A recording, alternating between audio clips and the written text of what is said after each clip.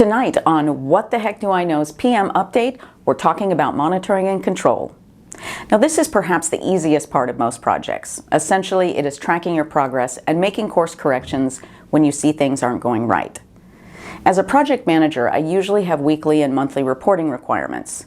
The two key items to review are cost and schedule, because these are the most likely to indicate a project failure if one or both of them is not in line with the plan. When I work on personal goals, the schedule is the key thing to track to make sure that you are meeting progress targets. And as a content creator for a social media platform, I don't really have any control once I post my content, but I can monitor what is happening through analytics. Most platforms provide some decent information, but it doesn't really tell me what I want to know. Curious about more of what I've learned? Stick around for details. Hey guys, I really enjoy making these videos for you, so if you get value from them or know someone who would, please support us by hitting like, subscribe, leaving comments, and sharing. Welcome back to PM Update. I'm Leah. Tonight I'm talking about how I implemented monitoring and control in my first 6 months on YouTube and other social media platforms. Now there's a limit to how much you can actually control on social media, and each is a little different when it comes to providing analytics for you to monitor. So for the purpose of this video, I'll be concentrating mostly on YouTube, but the concepts I'm going over are similar for all platforms.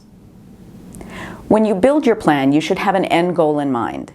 It could be the number of subscribers or followers, watched hours, or if you're selling something, maybe a certain number of sales or an income level.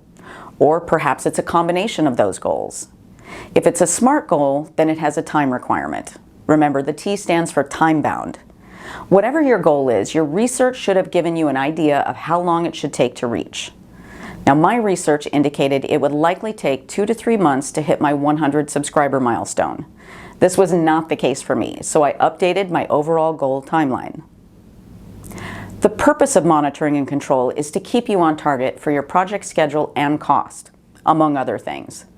Because social media is unpredictable, it's important to take advantage quickly of things that are going well and drop things that aren't working. Now, when you're small, it is very difficult to distinguish between these two. Monitoring your social media is pretty easy since you can get mostly real-time reports from whatever platform you're using.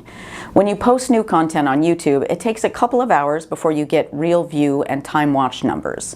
This is the same for a lot of other social media platforms as well. I will often see a notification in my feed that someone has reacted to a post, but the official notification in my analytics won't show up for a few hours and sometimes even a day after. Now, in the beginning, I was looking at these numbers every day. I was also posting every day at the time, so it made sense to check my audience response that often. And I kind of think that was a mistake to continue that practice when I started posting less often.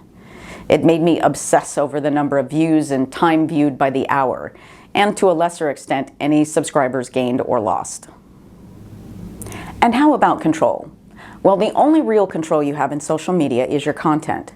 So when your monitoring shows that you're getting responses and engagements, you know you should create more content similar to that.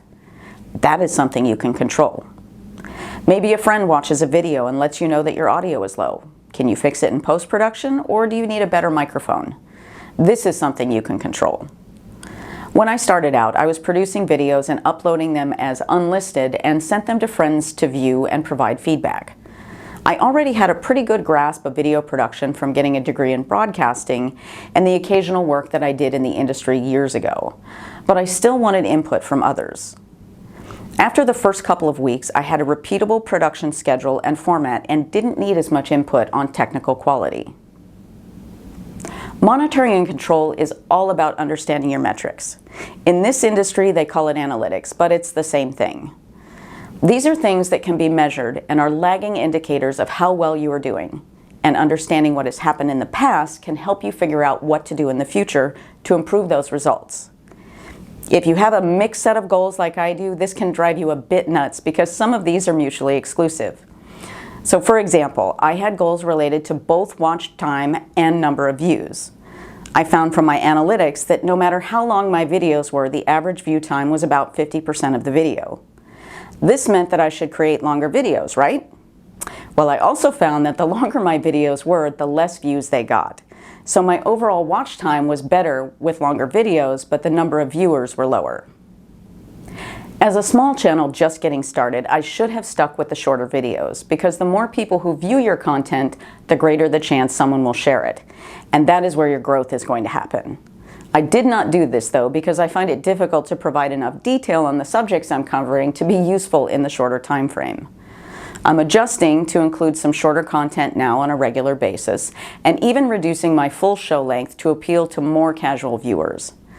I may start varying the length between long and short in the future.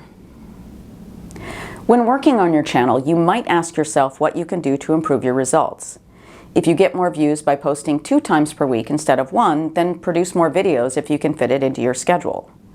Try out different lengths and see what it does for your numbers.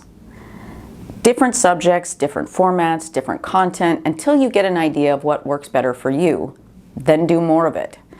And remember, in this industry, there is just as much useful information in trying something that fails as there is trying something that is successful.